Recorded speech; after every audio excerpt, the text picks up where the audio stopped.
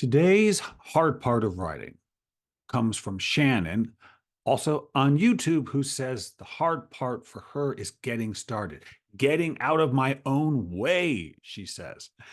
This is a pretty common refrain, and I've actually addressed the getting started thing many times, really. But I want to focus on specifically something she mentioned at the end, getting out of my own way. What does that really mean? Getting out of my own way, which is absolutely true. It's something we've all got to do. It's great that she's taking responsibility. So, in other words, she's recognizing her role in this sort of creative blockedness that she's experiencing. But what does that mean? What does it mean to get out of our way? Well, it's a tricky thing because we're the ones sitting down. We're the one there or not there. And how do we get out of our way to let this thing happen? And I think the language is exactly right, but it's a little slippery because of the way creativity works and writing and creativity in general, but writing specifically works. So the first uh, aspect to getting out of our way is recognizing our own curiosity, that the curiosity is the driving engine behind creativity. It is the focus of your attention. So in other words, when you're curious about something, when you're interested in it, you can lay your attention on it without any effort. I'm going to focus specifically, but interest is one thing, curiosity is another, because curiosity means there's something you want that you don't have. There's something you want to learn that you don't know about. There's a question you have that you don't have an answer to. Writing is all about questions that we don't have answers to. In other words, what's going to happen next? Is my heroine actually in love? I think she's in love, but is she in love? How's the story going to end? What's the middle? You get a story idea. When an idea comes, and by the way, it's true for me when I write about my own life. That is to say, I know about things that happen and I know I want to write about that thing, but I've learned it's very important not to presume I know why I want to write about it. I got to get interested in it. You got to be curious. So if you're curious, if you have a question, that means you don't have the answer, right? We write to have questions that we want to answer. We have the question, but we don't have the answer. And I think the most important part of getting out of our way is accepting any answer that wants to come, not presuming to know the answer. That's how we get out of our own way. And that is maybe not always so simple because so much of our adult lives are spent hopefully having some answers to things, knowing how things work, knowing what we want. And by the way, when you write, you also have to know what you want. That is, you have to be able to know the difference between a story you want to write and a story you don't want to write, between a word that really crackles in the sentence and one that's flat.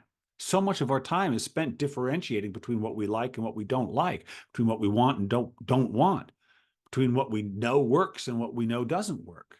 And yet, to get out of our way, we have to accept that we have a question and we're going to let the answer come and we're going to let it be whatever it wants to be, whatever the story wants it to be, to not presume.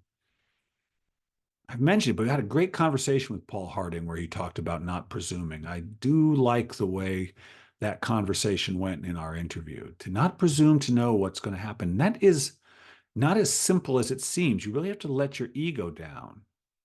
But if you can do that, if you can focus on the energy that comes from being curious about something and being moved and motivated by that, you can trust in where the answer will come from. And, trust is really what this is about, because you have to trust that the answer will take you where you want to go, that it'll be not only the right answer for you, but will be the right answer conceivably for another reader, that they might be interested in it.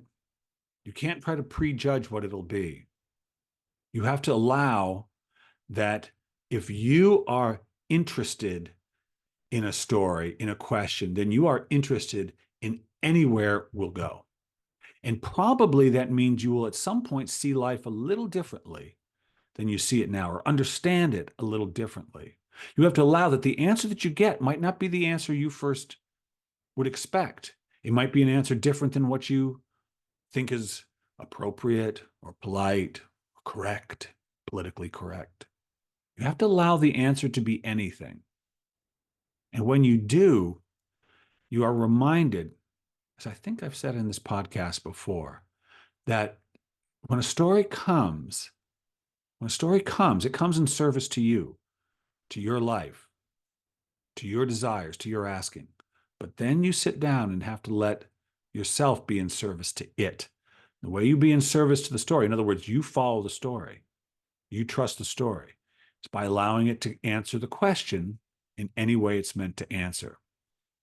And you'll find then, interestingly, when you reach the end of that story, whose questions were answered authentically, whose answers were given or were found without assumptions, that you have been led, just like the best endings, to exactly where you want to be. It's true. Yeah. The hard part. That's hard for a lot of people. That's the hard part for a lot of people. Just letting the answer be whatever it wants to be. Yeah. It's hard for me sometimes, but that's how it works. So, yeah.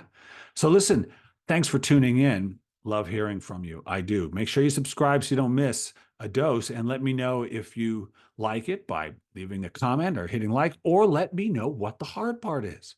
What's the hard part for you? It might be something different. Be specific. I love answering these questions. So, until next time, this is Bill Kenower. Stay fearless.